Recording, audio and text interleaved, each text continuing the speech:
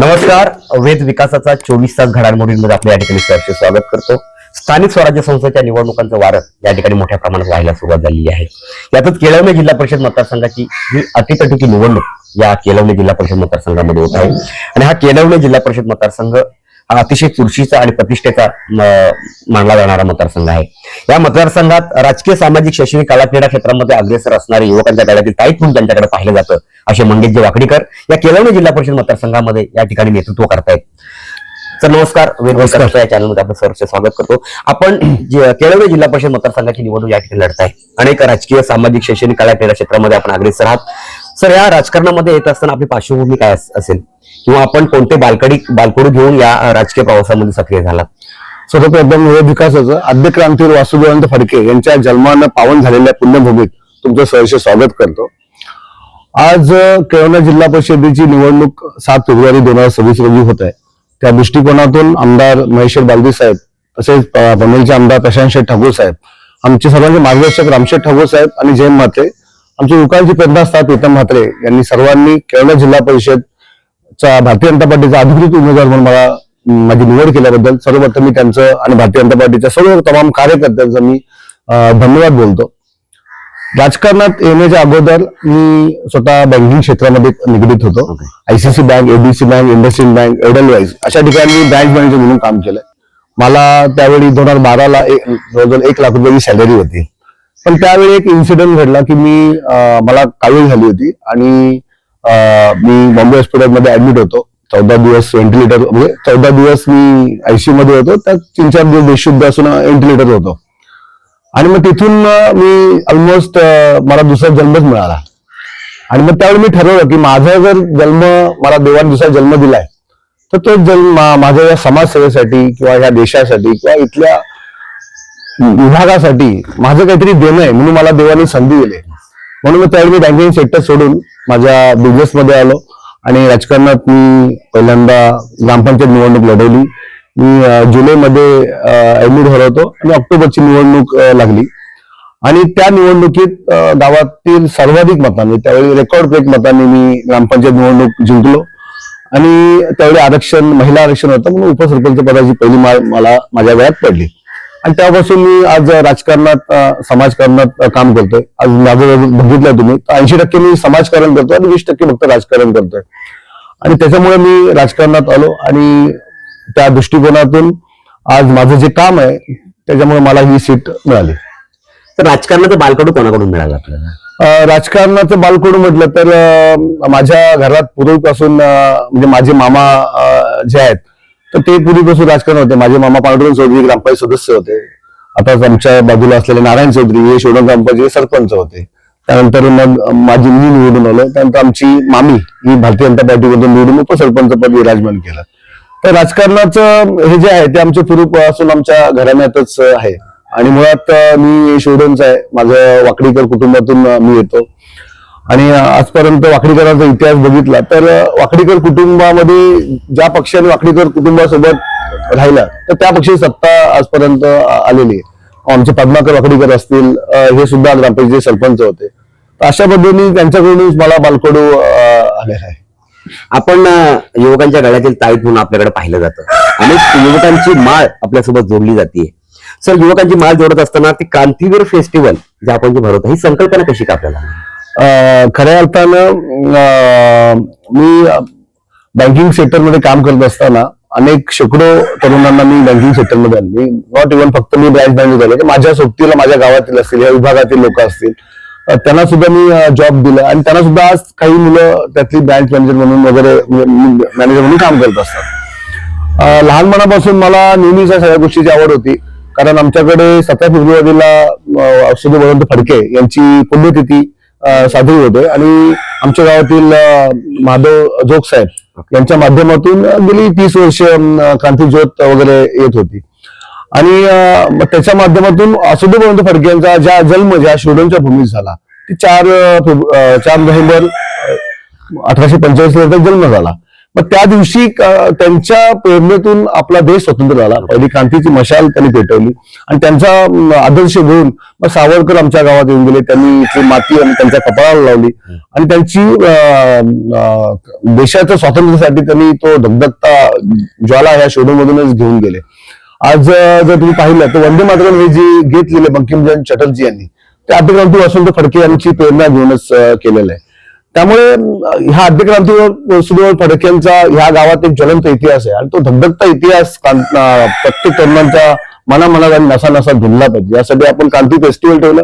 मग त्याच्या माध्यमातून इथल्या विभागातील असलेल्या तरुणांमध्ये असतील, मुलं असतील, त्यांची कला गुण असतील, त्यांचे क्रीडा गुण असतील किंवा त्यांच्यात काही व्यवसायाचे गुण असतील तर ते प्रेझेंट झाले पाहिजेत. म्हणजे आज जर तुम्ही पाहिलं तर पनवेल तालुक्यात पनवेल फेस्टिवल नंबर 1 ला आहे, तर आमचा क्रांती फेस्टिवल हा 2nd नंबरला आहे. म्हणजे ज्या पद्धतीने क्राऊड येते, ज्या पद्धतीचे आमचे कार्यक्रम असतात आणि आम्ही जे कार्यक्रम करत असतो तर त्याच्यात कोणतेही आम्हाला आर्थिक वगैरे काही विषय नसतो की लोकांना कसं पुढे नेता येईल हाच आपला कन्सेप्ट असतो. आणि मग ते तुम्ही क्रांती फेस्टिवल पाहिलं तर 10 दिवस आपला क्रांती फेस्टिवल चालतो. मग त्याच्यात आपण परमेश माळे असेल, जगदीश पाटील असेल, अनेक सेलिब्रिटी, विनायक माळीपासून जे सेलिब्रिटीज आहेत ज्यांनी आपल्या समाजाचं नाव वर केलंय अशा सर्व लोकांना आपण तिथे बोलवतो. आपल्या विभागात जे शाळा असतील त्या लोकांच्या कलागुणांना आपण वाव देण्याचा प्रयत्न करत असतो. आता जर तुम्ही बघितलं तर रायगड प्रीमियर लीग ही स्पर्धा आपण गेली 6 वर्ष आपण सातत्याने 5 वर्ष सातत्याने करतोय. या स्पर्धेचा रायगड प्रीमियर लीगचा अध्यक्ष मी आहे. आज तरुण पिढी ही व्यसनामध्ये अडकत चाललेली आहे. त्यानंतर तुमचं टीव्हीच्या माध्यमातून वेगवेगळ्या गेम्स मध्ये अडकत चालली आहे. मग तशा तरुणांना खेळाच्या माध्यमातून त्यांच्या क्रीडा नैपुण्य जे आहे ते जोपासलं गेलं पाहिजे आणि त्यातून त्यांचा फिटनेस झाला पाहिजे. याच्या माध्यमातून आपण रायगड प्रीमियर लीग ही स्पर्धा आपण चालू केली. मग रायगड प्रीमियर लीग स्पर्धा बघितली तर आज देशाविदेशात नंबर 1 टेनिसची स्पर्धा म्हणून या स्पर्धेकडे बघितलं जातं. म्हणजे आज ज्यावेळी रायगड प्रीमियर लीगची घोषणा होते तेव्हा 32 संघांची आपल्याला घेण्याचं असतं. पण जवळजवळ 50 ते 60 पॅकर्स हे वेटिंग लिस्ट मध्ये असतात. मग त्यात आमदार पण असतात, खासदार पण असतात, वेगवेगळे प्रोफेशनलिझम असतात.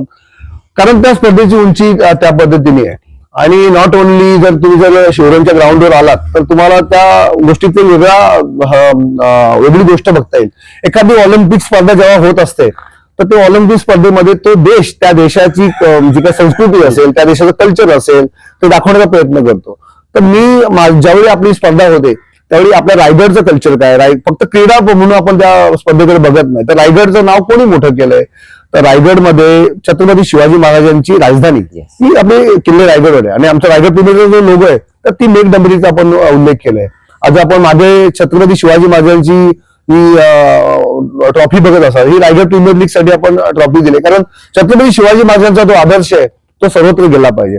आज जर आपण पाहिलं तर छत्रपती शिवाजी महाराजांचे सेनापती हे नेताजी पालकर होते. ते आपल्या चौकमधील रायगड जिल्ह्यामधले आहेत. त्यानंतर कान्होजी आंग्रे हे आपल्या अलिबागचे आहेत. त्यानंतर तुमचे वासुदेव बळवंत फडके हे आमच्या शोधन मधले आहेत. विनोबा भावे हे गागोद्या मधले आहेत. आंबेडकर, डॉक्टर बाबासाहेब आंबेडकर यांनी महाड येथे 14 तळ्यावर एक पाणी चाखून दलितांचा उद्धार करण्याचा तिथे प्रयत्न केला. त्याच्यानंतर तानाजी मालुसरे हे आपल्या पोलादपूरचे आहेत. आणि जर तुम्ही मैदानावर बघितलं तर यांच्या नावाने सगळे पॅव्हलियन्स असतात.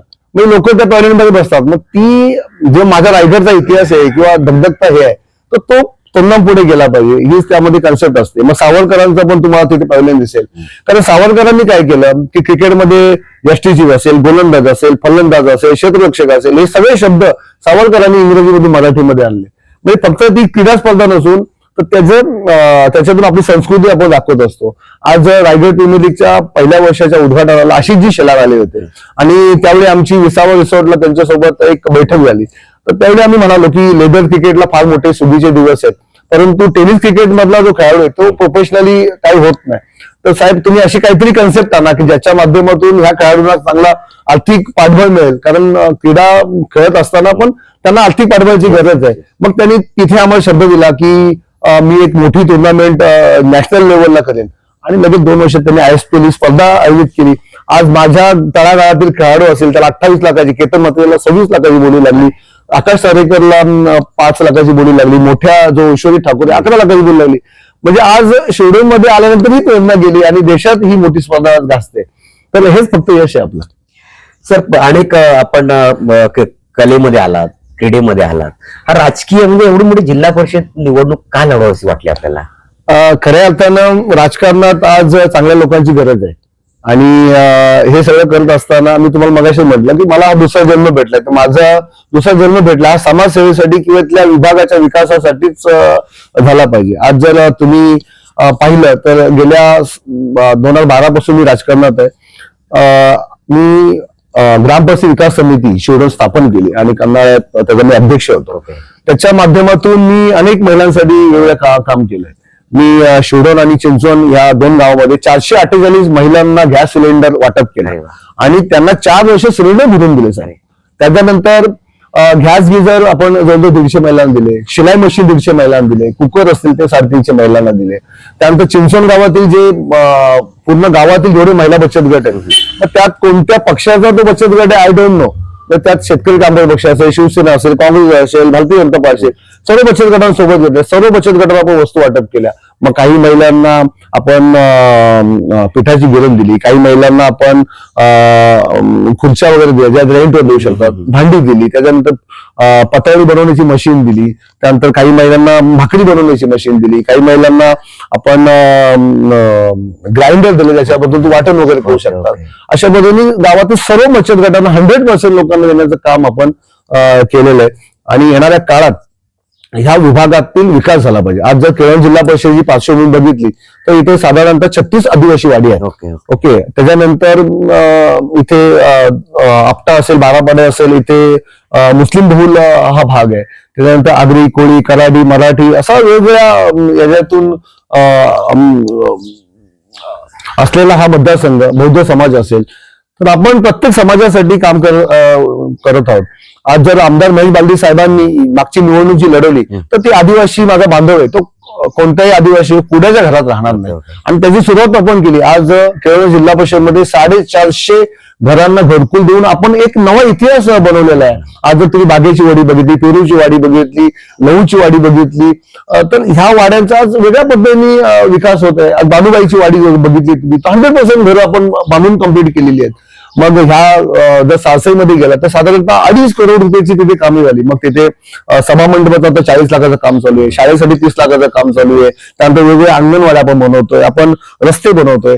आज ज्या पद्धतीने विशालगडाची घटना घडली तशीच घटना घडण्याची माडभून इथे घडण्याची शक्यता होती. आमदार महेश बालदी साहेबांच्या माध्यमातून आपण तिथे 97 लोकांना साधारणतः 1.5 ते 2 कोटी रुपयाचे आदिवासी बांधवांना आपण प्लॉट इथे अलॉट केले आणि येणाऱ्या काळात जशा पद्धतीने विशालवाडीमध्ये आपण त्यांना आदर्श घरकुल म्हणून एक त्याची कॉलनी पद्धतीने तयार केले, त्यावेळेस सिडकोच्या माध्यमातून किंवा सीएसआर फंडाच्या माध्यमातून त्या सर्व कुटुंबांना आपण तिथे घरं वगैरे बांधून देणार आहोत.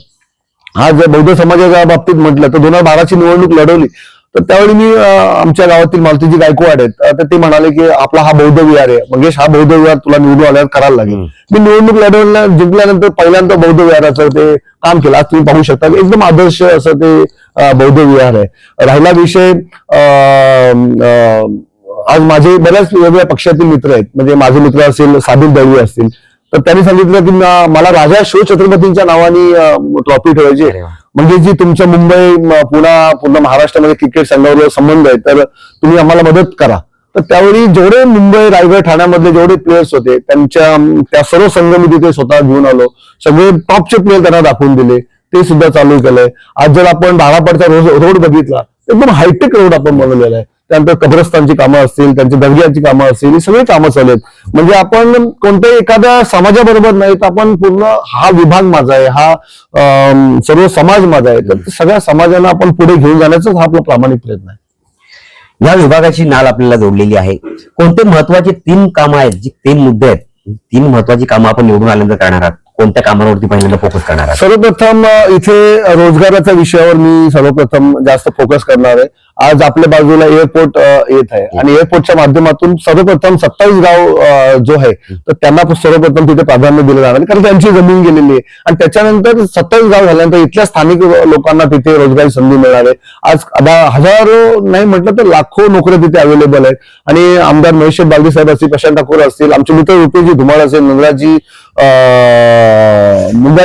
मुंगाजी जे असतील, सगळ्यांच्या संपर्कात आहोत. आतापर्यंत आम्ही ह्या विभागातील एक 70 ते 80 तरुणांना तिथे नोकरी दिलेली आहे आणि येणाऱ्या काळात ह्या विभागातील एकही मुलगा नोकरीपासून वंचित राहणार नाही हे आमचं स्वप्न आहे.